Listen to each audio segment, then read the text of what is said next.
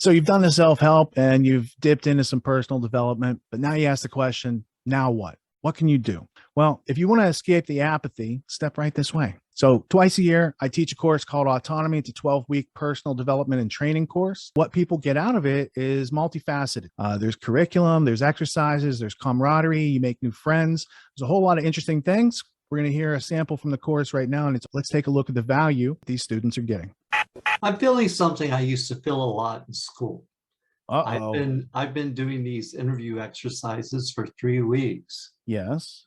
and I sort of feel like I get it. I understand it. I've done a lot of it. I've tried it in different ways. I've tried more exact process and looser process. I've gone around it, and I'm feeling that, I'm an INTJ person. My brain goes fast, and I have to deal a lot with patience. And I'm going, why are we still on the interview exercise after 3 weeks? It's driving me a little nutty.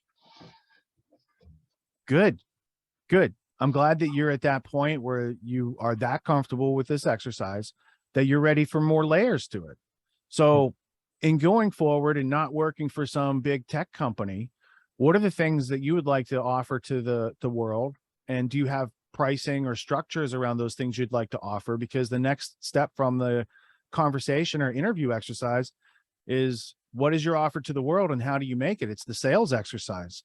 And we're going to find people who need some of those typing and coding skills that you have. And we're going to figure out how to get their attention, action, and orientation such that they might want to transact with your offer or your product if you so choose. Cool. So there is a next layer to this that's very practical and will greatly help you. And even if you're not your own salesperson, because you might not want to be, a lot of people who have skills such as yours, they have somebody else to kind of represent their skills, book their skills, and you're just doing your highest and best value of your time, right? But you should know how to do all these things so you can be conversant with your sales team and that you know what done right looks like as a consumer or a producer.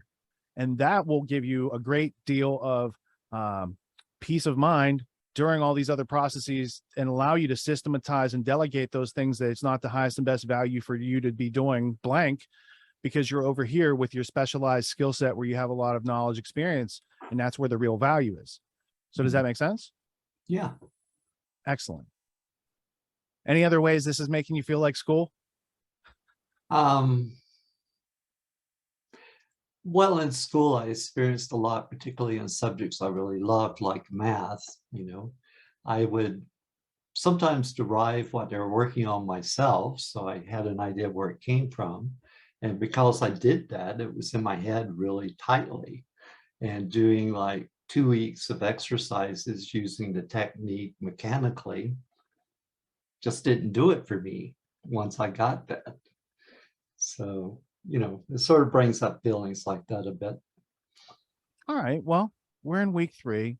We're going to work through these, and there will be more challenging exercises. And I'm glad that you gained the comfort that you've gained over the past couple of weeks. If you had gotten into the course late, you'd be scrambling right now, which would be fine with you because you're used to dealing with that kind of high intensity and intellectual, let's get all this stuff done. But you showed up on time, and this is what happened. You showed up a little early and you actually were proactive. And I think that's a great example for other students, because right now there's at least 10 or 15 people in this room who are thinking, oh, wow, I've been here just as long and I haven't done nearly as much to get bored yet, right? So there will be more challenges, and it will get more interesting. And the interactions that you have had with people using the template and the framework, have they been interesting, rewarding, invigorating in any way? Yeah, it's great fun understanding different people, where they're coming from, and getting a feel for their own style of how they process information and how they go through things. And that's great fun. I really enjoy that. One of the parts I most enjoy about this exercise is I learn how many different occupations there are, because you hear about stuff that people have done over their whole life. And I remember when Nathan got in the course a couple seasons ago, I'm like, so what do you do for a living? He's like, well, he tells me this whole story because he's like, if I told you what I do, you wouldn't know. I was like, okay, sure. Okay, dude. And then he tells me his whole story. I was like, you're right. I didn't know anything about that. He says, do you know, New York City uses a lot of electricity. and they don't produce any electricity in New York City, so it has to come in from the outside. And to come in from the outside, it has to go through underwater cables and pipes and stuff like that. And that causes a great deal of heat. So it needs to have like a radiator system to circulate this liquid to keep this stuff from melting down so New York City can have electricity. I'm the guy that maintains all that anti-melting down stuff and make sure that I was like, this is fascinating. I didn't know I didn't know it went on. And I didn't know there's so many people that had to do that job to make sure electricity gets to New York City. So that was just one striking example. And that's like, there's all these hidden gems. Everybody's a treasure chest. And when you open it up with a conversation, you're going to find all these sorts of things. And they don't necessarily know it's treasure. That's the cool part. You're like, dude, you got rubies in there. Did you know that? Oh, I just thought that was some rock. I've been carrying those around for a year. Don't know what to do for the, Yeah. These are ideas. These are business modalities they could have in the future. They're skills and experiences that they could plug themselves into, but they see it sometimes as junk and baggage. Oh, I did this, but I never completed it. I never got my degree. Well, do you have interest? Oh, yeah. Do you have knowledge? Yeah. But the degrees, oh, that's interesting. What if you just went around that and made your offer over here and people said yes and paid you? Well, I never thought of that. Okay, well, let's think about it for a week. Let's try something. Let's experiment. We're alive. Let's do something. So there's a lot more to come from these skills, but it is essential to learn how to listen, to be able to ask those questions, because that in and of itself, this first exercise is a high value skill set. There's all sorts of places that need people with those skills particularly, and they pay them. Sometimes it's just customer service. Sometimes it's just answering the phone when the doctor is not there and they have an answering service, and you have to be an intelligent person that can ask the right questions, communicate cogently and effectively to the doctor who's on vacation that weekend, whether or not he has to call that patient or not. So there's important jobs that pay well that just focus on the skills you guys are learning in week 3. But by the time you get to week 6, that's a serious skill set, especially if you can do sales without pushing, persuading, convincing, conniving, using techniques and like closing pushes, all this stuff. If you can legitimately show up, be curious, and serve people, and they're happy, and your company continues to like be happy because you're a good representative of their company, that's like a 6-figure skill set, at least these days. Yeah. So when companies are looking for salespeople and universities are not training salespeople at all, they don't like it's so ironic. There's a need from every company. They need income, and it comes from salespeople, but there's no university training to become. What's the best sales system in the world? Who's the best at it? What's the name in the market? It's wide open still. So it's kind of a boutique thing to be able to communicate these skills to people. And most people who do it the short shrift way. They're like, look, you just smile and dial when you say these things, and people, they give you money. And it's like, no, you actually need to find people who have the problem you're trying to solve. You need to vet them, because if you sell to people that don't use or don't implement the product you're helping them to solve, they think it doesn't solve the problem.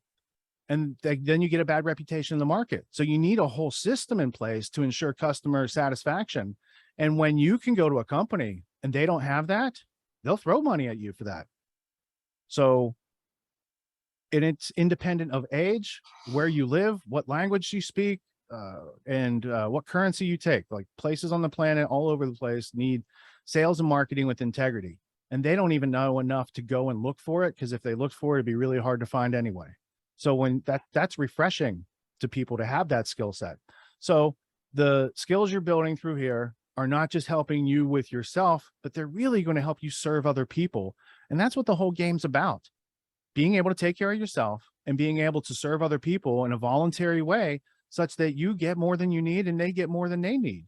Value for value. If I pay $10 for something, it's because it's probably worth 15 to me, and if it's worth 8, I'm not going to pay 10.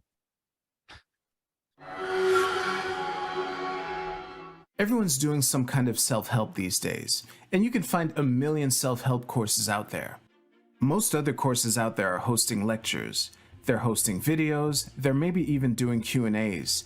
And these are great starting points to encourage learning. But at AUTONOMY, we believe that hands-on practice is the best way to really lock in what we're learning. There's no better way to gain confidence and mastery than through action.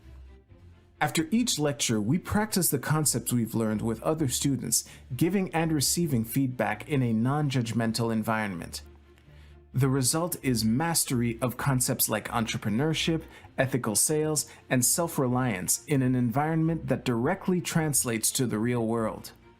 Plus, you make connections with other like-minded individuals who are learning right alongside you, and you have a lifetime membership in the community. The Autonomy course with Richard Grove equips you with confidence, competence, and courage in a world filled with confusion and noise. You can learn more at getautonomy.info. We'll see you there.